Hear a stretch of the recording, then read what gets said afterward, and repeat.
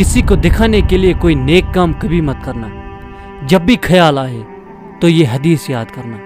रसूलुल्लाह सल्लल्लाहु अलैहि वसल्लम ने फरमाया, जिसने कोई नेक काम शोहरत की वजह से किया, फेम को अचीव करने के लिए किया, तो अल्लाह ताला क़यामत के दिन सब लोगों के सामने उसकी बदनीयती को सुनाएगा। और यह भी फरमाया कि अगर कोई शख्स कोई नेक काम किसी को दिखाने के लिए करेगा तो अल्लाह ताला उसकी भी बदनीयती क़यामत के दिन सब लोगों के सामने सुनाएगा।